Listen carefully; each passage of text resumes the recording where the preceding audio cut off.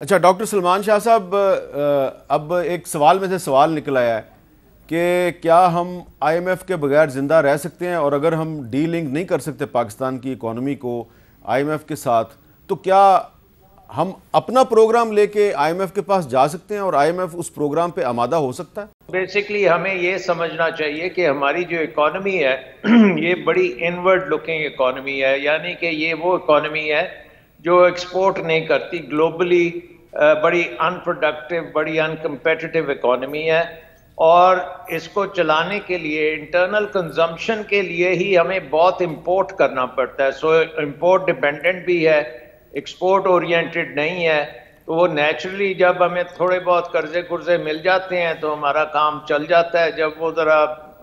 ضرورت سے زیادہ ہو جاتے ہیں ہمیں آئی ایم ایف کے پاس جا کے اس کو ٹھیک کرانا پڑتا ہے، لیکن بیسک ریفارمز ہم نے نہیں کی۔ اب اس میں جو میرے نظر میں سب سے بیسک ریفارم ہے وہ ہماری گورننس ہے، جو پولیٹیکل اینڈ اکنامک گورننس ہے، bureaucratic. We are a bureaucratic state, ہر کام یہاں پہ بیوروکریٹس کرتے ہیں، اور بیوروکریٹس کو نہ تو بزنس کا پتہ ہوتا ہے نہ اکنامکس کا پتہ ہوتا ہے، لیکن پاور ساری ان کے پاس ہوتی ہے۔ سیاستدانوں کو تو ایبسولوٹلی کچھ پتہ نہیں ہوتا، وہ تو آتے ہیں اپنا ادھر ادھر کی گولیاں کراتے ہیں، اور ووٹ حاصل کرنے کے لیے وہ ہر کام کریں گے، شارٹ ٹرم مائیوپک قسم کی پالیسیز بنائیں گے کہ ان کو ووٹ مل جائیں،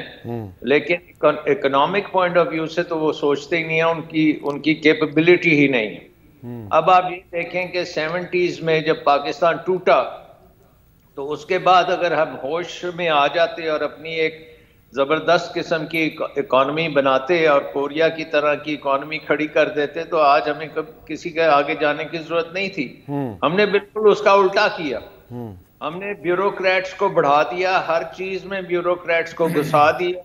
انرجی سے لے کے سٹیل، کیمیکلز، بینکنگ، فائنانس، یہ وہ ہم نے کہا یہ سارے بیوروکریٹ اسلام آباد سے بیٹھ کے کریں گے، اور ان کی کوئی پوچھ گچھ بھی نہیں ہوگی، کوئی اس کی پرفارمنس کو ایویلویٹ بھی کوئی نہیں کرے گا۔ اس کے بعد ہم نے ایک اور بہت بڑا کام کیا، اور وہ یہ تھا کہ ہم نے اپنے بجلی کا نظام جو ہے اس کو بھی امپورٹڈ کر دیا۔ وہ ایک انورڈ اکانومی میں ہم نے بجلی کا نظام ایسا بنا دیا کہ وہ امپورٹ کریں گے تیل، گیس، کوئلہ، تو پھر وہ بجلی بنائیں گے۔ سو اب آپ بجلی آن کرتے ہیں اور وہ ڈالروں میں ہمیں پیمنٹ کرنی پڑ جاتی ہے، پھر وہ ہم استعمال کریں یا نہ کریں وہ بل پھر بھی ہم نے دینا ہے۔ اور ایسے ایسے ماشاءاللہ ہمارے لیڈران نے کیے ہوئے ہیں کانٹریکٹس کہ وہ پاکستان کے ہر شہری کی جیب خالی ہو گئی ہے ان کانٹریکٹس کی وجہ سے۔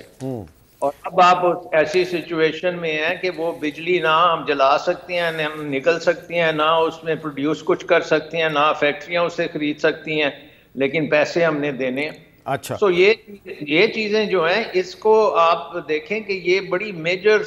ایک قسم کی ڈیسیژنز لی گئی ہیں، دیدہ نشست جیسے کہتے ہیں، دیکھ کے یہ ساروں نے کیا ہے،